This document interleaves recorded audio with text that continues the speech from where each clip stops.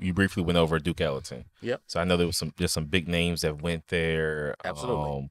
Can you go a little bit more in depth about who you taught, who you worked with?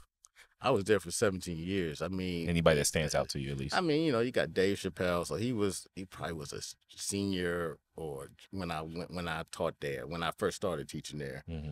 And Dave's a funny guy, nice guy. I just remember yelling down the hall, always saying, "Dave, go to class." So that was one. There was a lot of people before me. Denise Graves is the opera singer. Mm-hmm. It's a lot of folk. But the proudest thing that I get from that is when I'm at home chilling, looking at a movie, and I go, I know that person. I taught them. Yeah.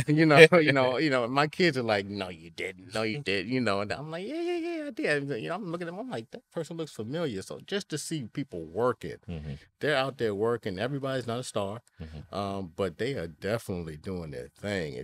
Ellington is a network to be, it's a big network, and everybody knows somebody that went to Duke Ellington. I guarantee you.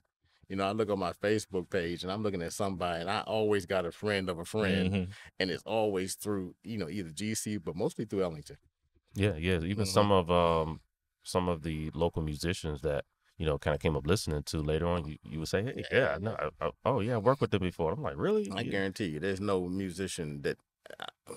Anytime I look at anything that's musician related, there's somebody, and I've looked at podcasts with, international singers, and I'm looking back, I'm going bass player Ellington, Mm-hmm. guitar player Ellington, and I'm seeing them all over the place, and so it's great. It was great that it's different departments there, but I was in the department had to interact with most of the other departments because anytime they put on a show, they were in my house, they went on the stage, and I interacted with. So I knew all those kids, and that was part of how we grew here was because you know once Facebook started, Mm-hmm. I was probably one of the oldest original people on there, and I had like all these friends because I had 17 years of kids that I was connecting with, Mm-hmm. and as they grew, they would come by. I need something, or where it really was beneficial was so many Ellington people have worked here, and still to the day, I have my manager went to Ellington before I even worked there,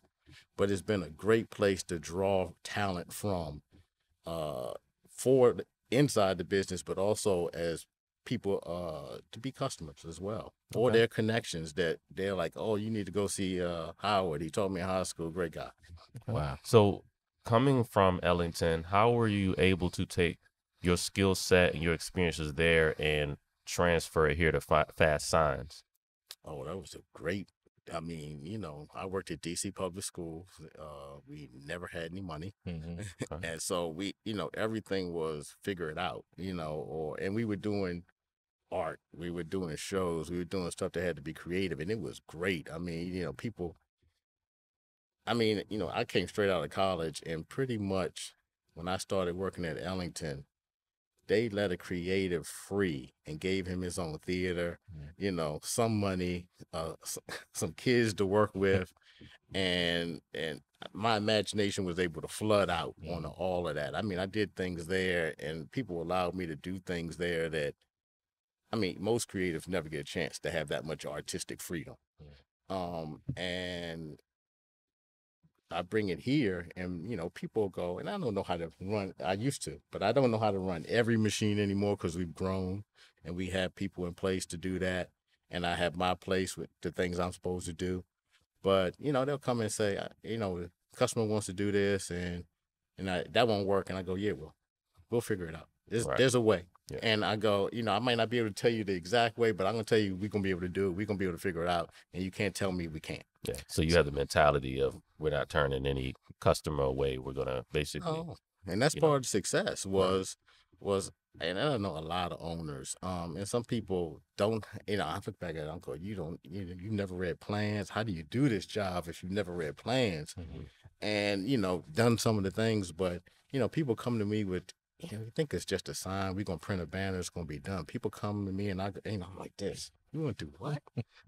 And I'm going every day almost. There's something that's crazy, and that's part of the draw. Is you figure it out, and you put a, let's say you had to put a price on it. You have to quantify it, and can nobody else figure it out? Now, Or don't nobody else want to figure it out? what's the craziest project that you've seen? The most outlandish, head scratcher? This was the one that we actually said no, and we don't say no. I mean, this is why I remember it, because we said no. And the client wanted to put, you see like at a parade, they have a banner across the street between two poles. So, okay, so you want to put, that's where it sort of started, was we want to put a banner across the street between two poles. Now, that's a little harder than you think. It has to be really strong. It has to be high enough so nothing hits it. It has to, be able to resist a lot of wind, because it's nothing but a big sail. There's a lot of hardware and engineering that goes into it. It's something that's really simple, and people are like, oh, I'm just going to pay a couple dollars for that. And I'm like, the banner is not going to be, it's going to be a little expensive, but not too bad. But everything else is going to be expensive.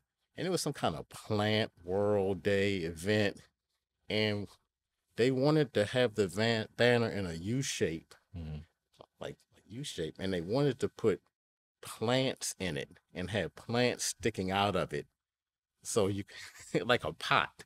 So it's gonna be heavy too. And it's always gonna be heavy. And I was like, oh no, that's liability right there. I mean, I'm picturing dirt falling, and they were like, and the fire department, you have to install it. The fire department is going to install it for us. I'm like, oh no. First they're going, where'd you get that from? And so I was like, no, we can't do, we don't have the material strong enough to do that. And we may have, but I just kept seeing the liability of it. I kept seeing it falling. And I was like, we're not doing that.